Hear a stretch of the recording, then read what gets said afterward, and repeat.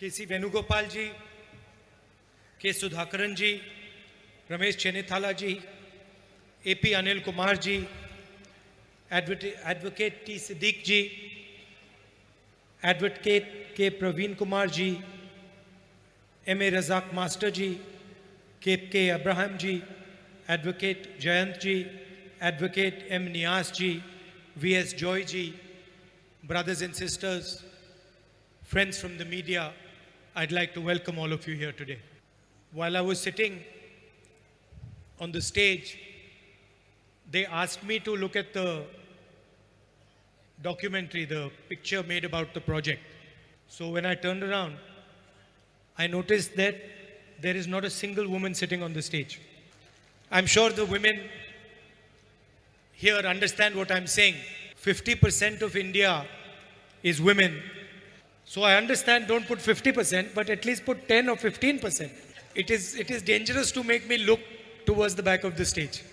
It's always an honor for me to come back to speak to you here in my constituency. I must tell you that when I was walking on the Bharat Jodo Yatra for almost 5 months, I was constantly missing my constituency, Wayanad, and the people of Wayanad.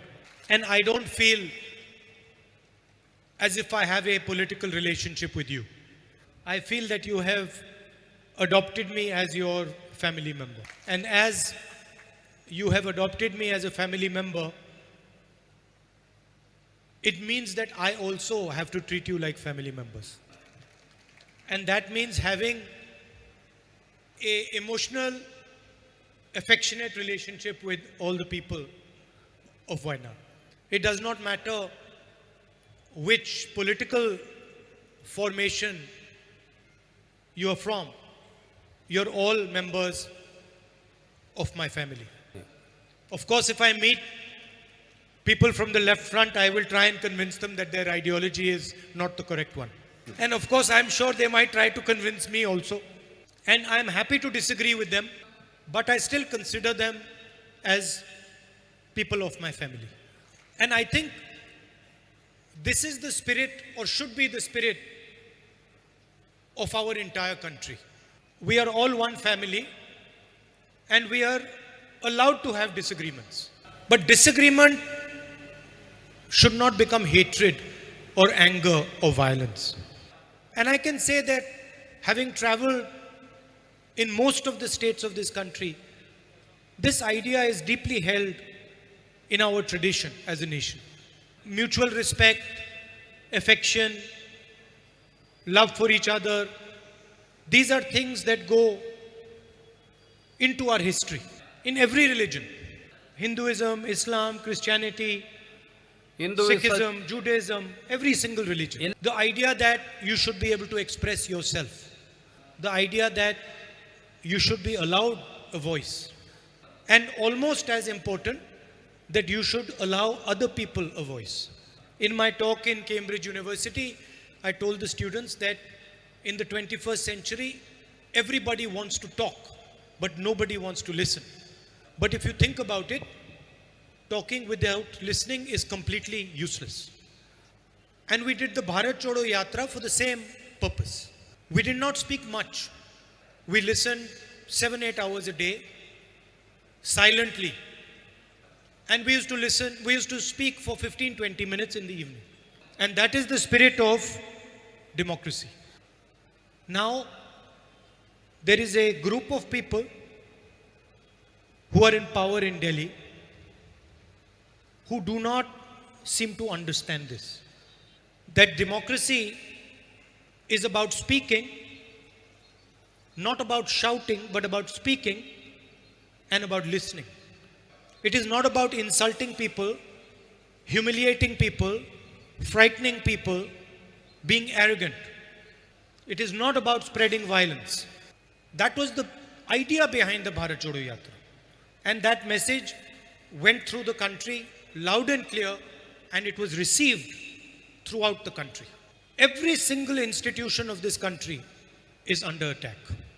The democratic foundation, the parliament, the the judiciary, a free press, the election commission, the bureaucracy, every single institution is under attack. And it is my duty and all our duties to fight this assault on democracy, to fight the assault on India's voice, to fight the violence and hatred that the BJP and RSS are spreading. Now, there is a confusion in the mind of the Prime Minister, of the BJP, and of the RSS. They are under the impression that they are India. They think that they themselves are the whole of India. The Prime Minister is one Indian person. He is not India. No matter how delusional he might be, no matter how arrogant he might be, he is not this country. He is one individual citizen of this country. So the BJP and the RSS have forgotten that there are 1.4 billion people in this country. And this country is not the RSS or the BJP or Mr. Narendra Modi. And in no way is a criticism or an attack on the Prime Minister, on the BJP or the RSS an attack on India. They are two different things. In fact, by attacking democratic structures, by attacking the institutions of this country, the Prime Minister, the BJP and the RSS are attacking India. And there is no condition under which I will stop saying this. Many people might be scared of the BJP, of Narendra Modi, of the RSS, of the police. I'm not scared of them. In the least, I'm not scared of them. And that is their problem. Their problem is they cannot understand why I am not scared of them. They can frighten most people, pressurize most people, terrorize most people. They cannot do it to me. And there is a reason. The reason is I believe in the truth and I fight for the truth. And it does not matter to me how much I am attacked, how many times the police is sent to my house, how many cases I have on me. It does not matter. I stand for the truth. That is the way I am. People who lie their entire life, who hide behind lies, will never be able to understand this. And the truth does not change depending on where you say it. The truth is the same in Wayanad as it is in Delhi, as it is in Haryana, as it is in Rajasthan. It does not change just because you go to another place. And the truth is the RSS, the BJP and the Prime Minister of India are attacking the idea and the institutions of India. And I will say it again and again and again and again. I've come here to meet you and to give the keys to some of the houses that we have built. When I first came here, there were tragic floods that had taken place, and many families had lost their loved ones and their houses. And many people had requested us to help them with a house. In 2021 September, I took this up with our leaders in Wayanad. And it was a small idea to help Wayanad's widows, Wayanad's families who had been hurt by the floods.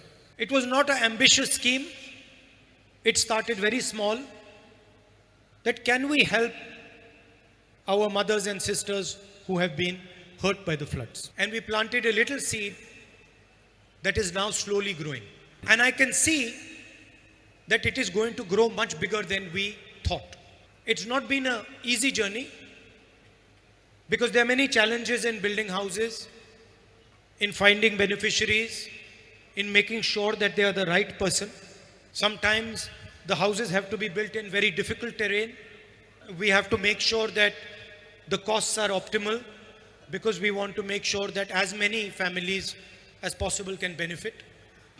So today I'm quite proud to come here and hand over the keys to 6 houses. This is a milestone for our work, and it is only because of the workers and the leaders of the Congress party and the people of Wayanad that this has been possible. I would especially like to thank our party workers, leaders, block Congress presidents, Mandalam presidents, UDF allies, and every single person who supported us. And also the people of Wayanad who help us with this project. And I think any help we can get from the people of Wayanad to give houses to our family members would be appreciated.